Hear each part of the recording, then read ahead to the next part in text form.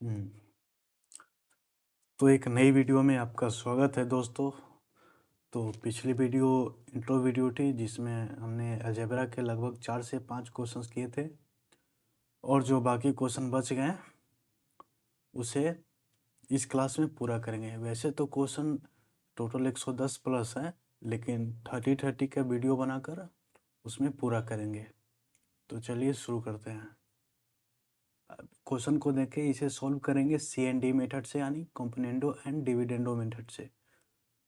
तो पी के डिनोमिनेटर में 1 छिपा है, तो CND अप्लाई करेंगे तो आएगा P+1 बाई P-1। ये CND मेथड आपको इंट्रो वीडियो में बता चुका हूँ, तो आप नहीं देखें, आपको समझ में नहीं आता है तो पिछली वीडियो पे जाएं, नहीं तो अगर आपको समझ में आता है तो इस वीडियो से बने रहें। तो फिर RHS साइड में भी CND अप्लाई करेंगे, तो यहाँ पे होगा 3Q+2 plus root under 3Q-2 plus root under 3Q+2 minus root under 3Q-2, और फिर लिखेंगे root under 3Q+2 plus root under 3Q-2 minus root under 3Q+2। चूँकि यहाँ पे माइनस है तो माइनस माइनस प्लस हो जाएगा। अगर इसे फर्स्ट पार्ट मानते हैं और इसे सेकेंड पार्ट मानते हैं तो फर्स्ट में से सेकेंड माइनस करेंगे तो यहाँ पे माइनस आएगा और यहाँ पे प्लस हो जाएगा। तो वही बात है मैंने यहाँ लिखी है, तो हो जाएगा रूट अंडर 3Q-2। तो ये वाला पार्ट कैंसिल हो जाएगी और नीचे में ये वाला पार्ट कैंसिल हो जाएगी। तो फिर लिखेंगे P+1 by P-1 equal to, तो नोमिनेटर में बच गया 2 इंटू रूट अंडर 3Q+2 और डिनोमिनेटर में बच गया 2 इंटू रूट अंडर 3Q-2। ये 2 से 2 कैंसिल। चूँकि अब रूट हटाना है तो दोनों तरफ स्क्वायर करेंगे, तो हो जाएगा P+1 का होल स्क्वायर बाई P-1 का whole square equal to 3Q+2 by 3Q-2।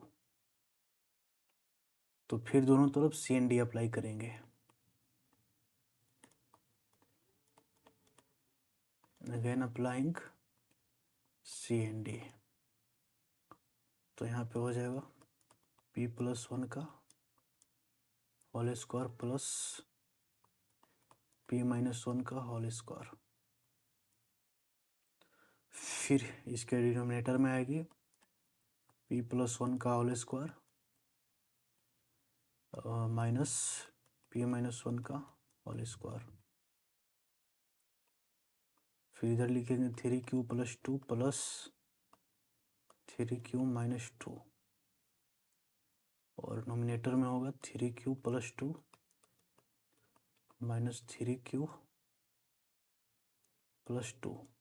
चूँकि ये नोमिनेटर है और ये डिनोमिनेटर है तो n-d करेंगे तो यहाँ माइनस हो जाएगा, चूँकि यहाँ माइनस है, और यहाँ माइनस माइनस प्लस हो जाएगा, आप देख सकते हैं। तो ऐसे 2 से 2 कैंसिल और 3Q से 3Q कैंसिल। अब हमें स्पेस की ज़रूरत है तो ऊपर वाले पार्ट को डिलीट कर सकते हैं, इसकी अब कोई ज़रूरत नहीं है।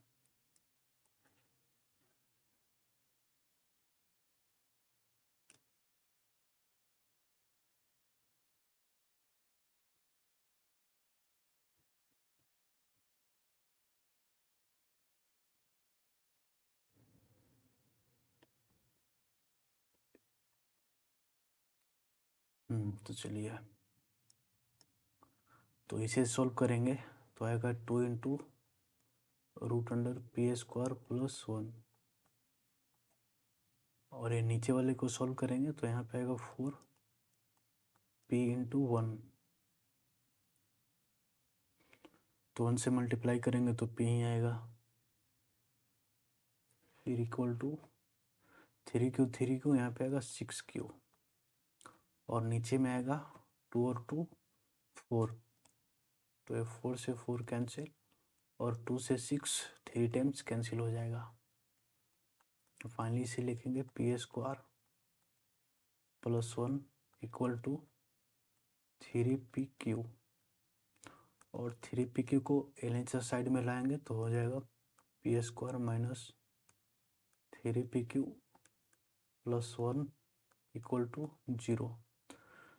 चूँकि यहाँ पे 2 है तो इसलिए 2 लाने के लिए दोनों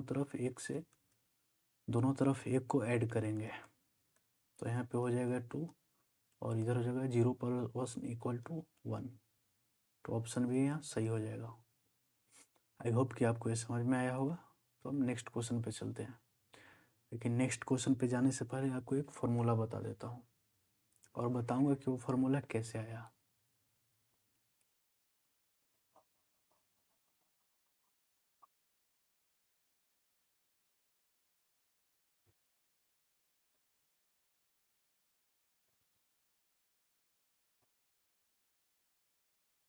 जिसे देखिए ए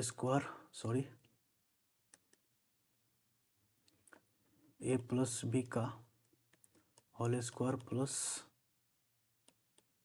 ए माइनस बी का होल स्क्वायर को सॉल्व करेंगे तो आएगा A square plus B square plus 2ab plus A square plus B square minus 2ab। तो ये 2ab और यहाँ पे 2ab कैंसिल हो जाएगा, तो फाइनली वैल्यू आएगी 2 into A square plus B square. ये इंपॉर्टेंट डेटा है, इसे आप याद रखें। और फिर जब ए प्लस बी के होल स्क्वायर में से ए माइनस बी का होल स्क्वायर घटाएंगे तो आएगा A square plus B square plus 2ab और minus A square minus B square. चूँकि यहाँ पे आता है -2ab, तो -2ab को माइनस से गुना करेंगे तो आएगा प्लस 2ab। ये सब डेटा कैंसिल हो जाएंगे, तो फाइनली वैल्यू आएगी 4ab। इसे आप याद रखें। तो चलते हैं अब नेक्स्ट क्वेश्चन पर।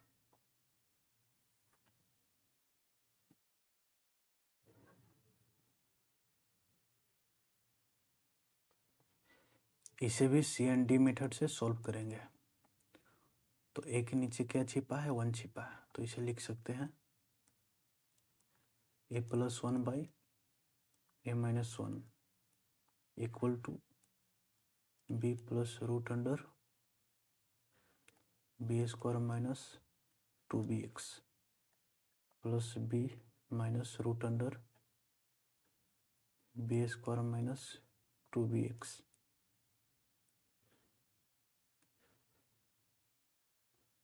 और फिर लिखेंगे b plus root under B square minus 2bx minus b, और यहाँ पे माइनस माइनस हो जाएगा plus plus root under B square minus 2bx। तो यहाँ पे ए वाली पार्ट कैंसिल हो जाएंगे और नीचे b कैंसिल हो जाएगा।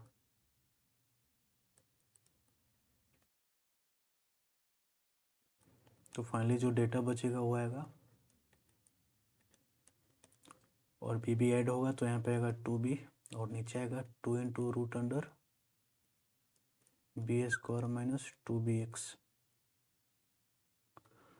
और ये 2 से 2 कैंसिल। चूँकि हमें अब रूट नहीं चाहिए तो दोनों तरफ स्क्वायर करेंगे, तो इधर आएगा ए प्लस 1 का होल स्क्वायर और यहाँ पे आएगा ए माइनस 1 का whole square equal to B square by B square minus 2bx। फिर से यहाँ पे CND अप्लाई करेंगे तो यहाँ पे आएगा ए प्लस 1 का whole square plus A minus 1 का whole square by A plus 1 का whole square minus A minus 1 का होल स्क्वायर। यहाँ पे आ जाएगा B square plus B square minus 2bx और डिनोमिनेटर में आएगा B square minus B square plus 2bx।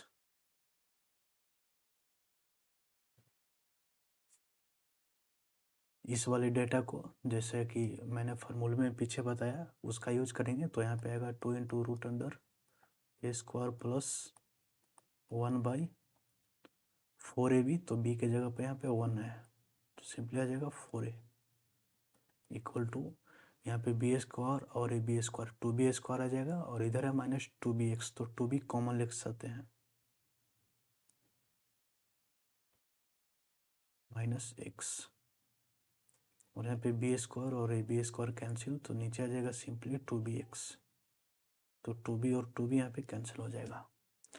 अब हमें स्पेस चाहिए और ये सब पार्ट की कोई ज़रूरत नहीं है तो चलिए इसे डिलीट कर देते हैं।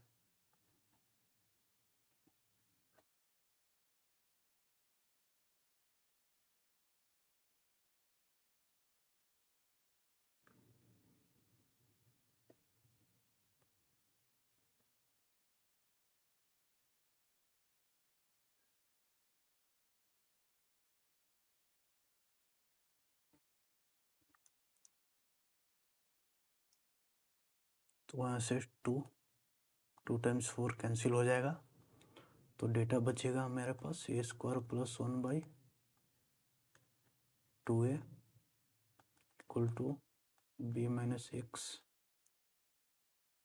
और यहाँ पे बचेगा सिंपली x। तो इसे लिख सकते हैं A square plus 1 equal to 2ab minus 2ax। तो x वाला पार्ट LHS में लाएंगे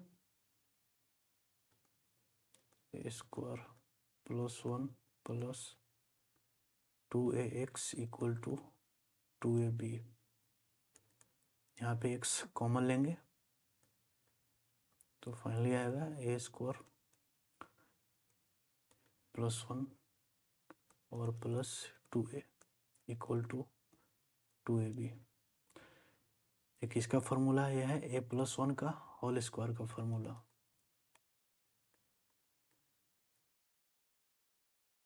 ए प्लस 1 का होल स्क्वायर का फॉर्मूला तो आएगा 2ab।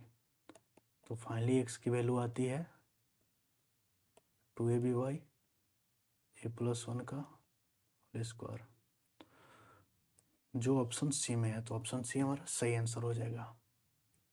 अब चलते हैं नेक्स्ट क्वेश्चन पर।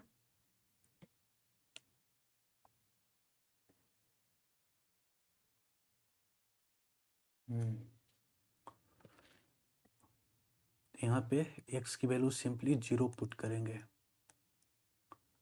देखिए एक बात बता देना चाहता हूँ, जैसे कोई फ्रैक्शन a/b के फॉर्म में है तो यहाँ पे b 0 नहीं होना चाहिए क्योंकि b 0 होगा तो ये फ्रैक्शन ही अनडिफाइंड होगा।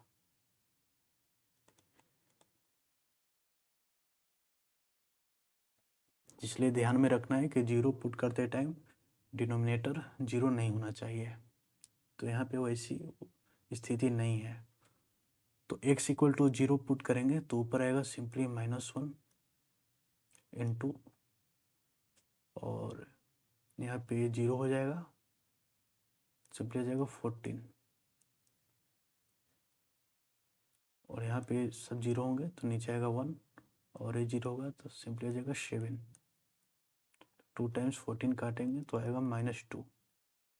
तो अब ऑप्शन में चेक करना है कि कौन से ऑप्शन में अगर x की वैल्यू 0 पुट करते हैं तो उसका वैल्यू -2 आता है। तो ये सिर्फ ऑप्शन बी में ही आता है। अगर x की वैल्यू यहाँ 0 पुट करेंगे यहाँ पे आएगा -2 तो इसलिए ऑप्शन बी सही आंसर होगा। अब नेक्स्ट क्वेश्चन पे चलते हैं।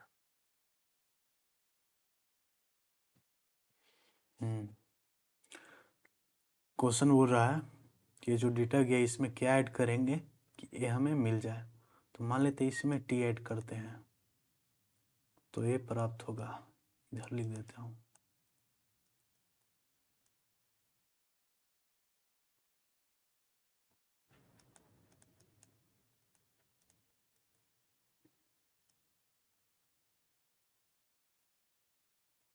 अब इसे भी वैल्यू पुटिंग से बनाएंगे, लेकिन x इक्वल टू 0 नहीं रखेंगे। क्यों? क्योंकि अगर x इक्वल टू 0 रखेंगे तो ऑप्शन हमारा मैच कर जा रहा है। देखिए यहाँ पे आएगा 1/12, यहाँ भी आएगा 1/12, यहाँ आएगा -1/12 और यहाँ भी आ जाएगा -1/12। तो x इक्वल टू 0 रखने से काम नहीं बन रहा है, तो यहाँ पे रखेंगे x इक्वल टू 1।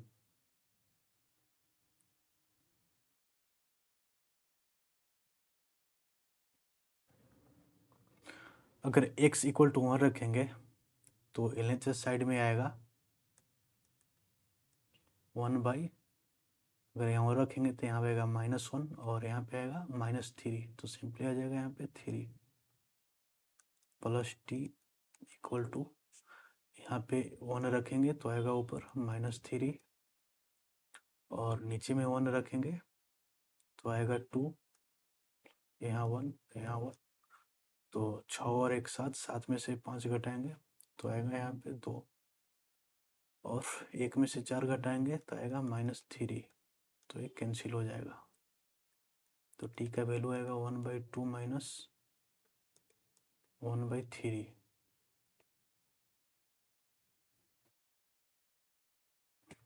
तो फाइनली इसका वैल्यू है 3। इसका एलसीएम लेंगे तो नीचे आएगा 6 और ऊपर आएगा कितना 3 - 2, तो आ जाएगा 1/6। तो अब ऑप्शन में चेक करेंगे x इक्वल टू 1 रखकर, जिसमें भी अगर सॉरी मतलब कोई भी ऑप्शन में अगर x इक्वल टू 1 रखेंगे तो 1/6 देगी, तो वही हमारा आंसर होगा। तो ऑप्शन ए में चेक करते हैं। अगर ऑप्शन ए में x इक्वल टू 1 रखते हैं तो वैल्यू आएगा 1/1 - 7 + 12, तो 12 1 13, 13 में से 7 घटाएंगे तो आ जाएगा 1/5, तो हमारा पहला आंसर नहीं होगा। तो अब दूसरा आंसर पे चेक करते हैं।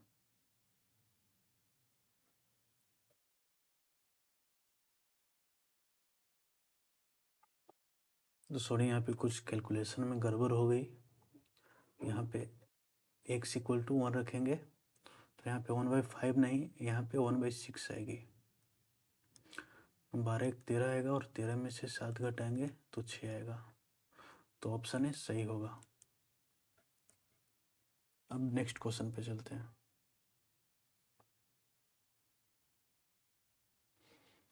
ये क्वेश्चन नंबर 13। अब क्वेश्चन को ध्यान से देखें और कुछ लॉजिक लगाएं।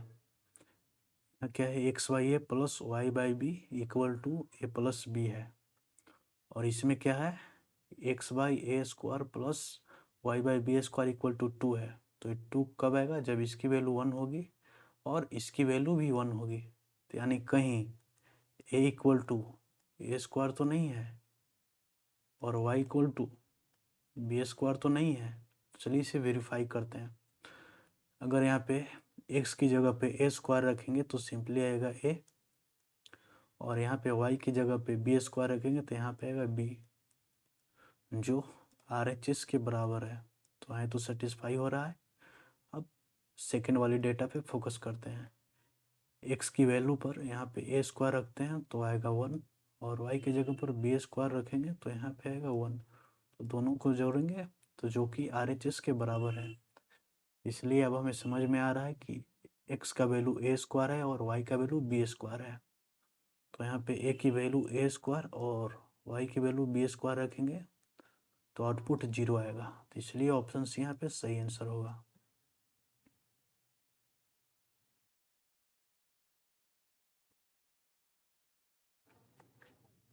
अब इस क्वेश्चन को देखें। यहाँ पे 2 स्टेटमेंट दिया गया है और हमें बताना है कि कौन सा स्टेटमेंट सही है। तो दिया गया है कि x है, z का डायरेक्टिव प्रोपोर्शनल है और y डायरेक्टिव प्रोपोर्शनल है z का। तब क्या X square minus Y square Z square का डायरेक्टली प्रोपोर्शनल है, तो हमें चेक करना है। तो इसे लिख सकते हैं X directly proportional to Z and Y is directly proportional to Z. तो इसे ऐसे भी लिख सकते हैं। तो अगर दोनों तरफ मल्टीप्लाई करेंगे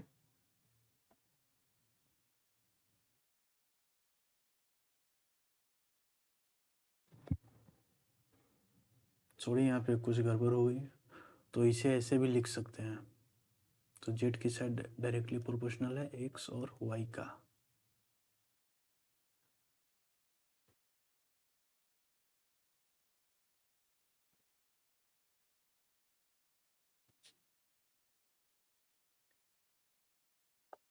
तो यहाँ पे कुछ गड़बड़ हो गई फिर से।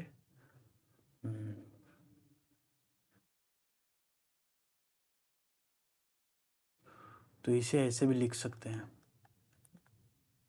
अगर प्रोपोर्शनल हटाएंगे तो कोई कांस्टेंट आ जाती है यहाँ पे के, और इस इक्वेशन में अगर प्रोपोर्शनल हटाएंगे तो मान लेते हैं कोई कांस्टेंट टी है, तो दोनों तरफ स्क्वायर करेंगे तो आएगा X square equal to K square Z square, और यहाँ पे आएगा Y square equal to T square Z square.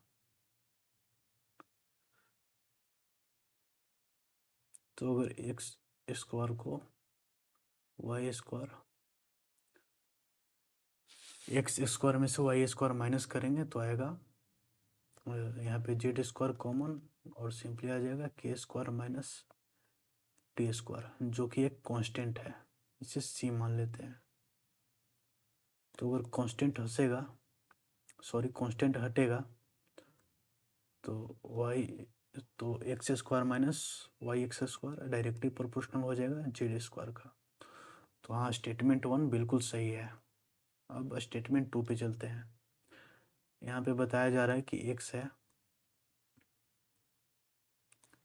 Z का इन्वर्सली प्रोपोर्शनल है, और जो वाई भी है ना वो भी जेड का इन्वर्सली प्रोपोर्शनल है। तो यहाँ पे बताना है कि जो एक्स वाई है जेड स्क्वायर का डायरेक्टली प्रोपोर्शनल है कि नहीं है। सॉरी यहाँ पे इन्वर्सली प्रोपोर्शनल की बात हो रही है। तो अब सही है। चलिए शुरू करते हैं। तो एक्स इक्वल टू अगर मान लेते हैं ये प्रोपोर्शनल हटाते हैं तो कांस्टेंट आ जाएगा के बाई जेड, और वाई वाला में प्रोपोर्शनल हटाते हैं तो कांस्टेंट आता है टी बटा जेड। दोनों को मल्टीप्लाई करते हैं तो एक्स वाई बराबर K into T by Z square. K into T एक कांस्टेंट है तो कांस्टेंट हटेगा तो सिंपली आएगा X square is inversely proportional to Z square.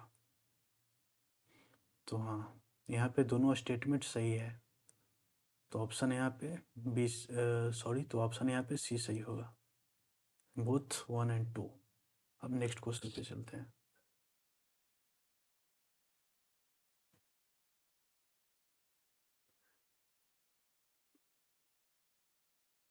यहाँ पे क्या करेंगे सिंपली एक्स की वैल्यू 0 पुट करेंगे, तो ये वाला टर्म 0 हो जाएगा, क्योंकि 0 बाई कुछ भी 0, और यहाँ भी 0 बाई कुछ भी रहेगा तो 0।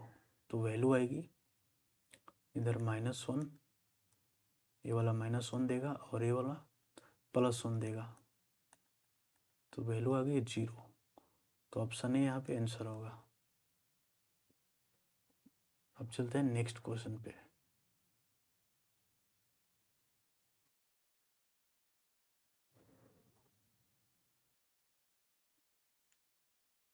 तो इसमें क्या करेंगे कि x की वैल्यू 2 पुट करके देखते हैं। ये क्या हो गया,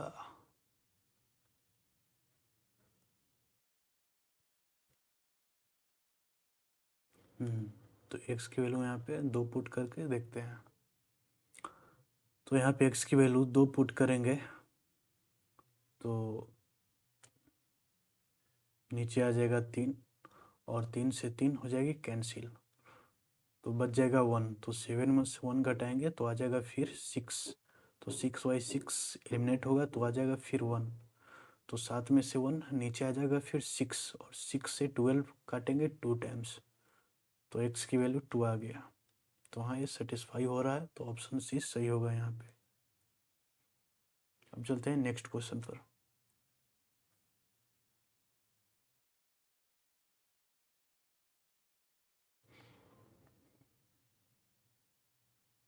अब इसे सॉल्व करना है। तो यहाँ पे x की वैल्यू 0 नहीं लेंगे, क्योंकि अगर x की वैल्यू 0 लेते हैं तो ऑप्शन मैच कर जाएगा, और x की वैल्यू 1 भी लेते हैं फिर भी ऑप्शन मैच करेगा, क्योंकि k की वैल्यू 0 आ जाएगा यहाँ पे, सॉरी k की वैल्यू यहाँ पे 1 आ जाएगा।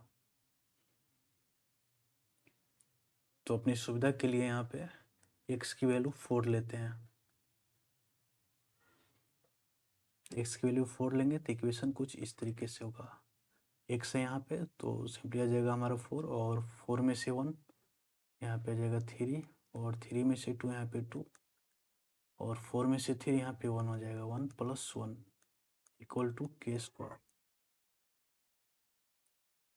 इसे मल्टीप्लाई करेंगे तो आएगा 24 + 1 इक्वल टू k²।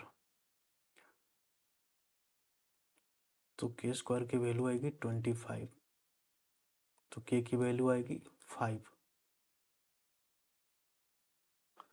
तो अब ऑप्शन में x = 4 रख कर देखते हैं, तो जो ऑप्शन 5 देगा वही ऑप्शन सही होगा। तो अगर ऑप्शन ए में 4 रखते हैं x की जगह पे तो आएगा 16 - 12 + 1, तो आ रहा है 17 में से अगर 12 घटाते हैं तो आएगा 5। हाँ फर्स्ट ऑप्शन ही सेटिस्फाई कर रहा है, तो इसलिए ऑप्शन ए हमारा सही आंसर होगा। ग्लिच कर रहा है थोड़ा सा।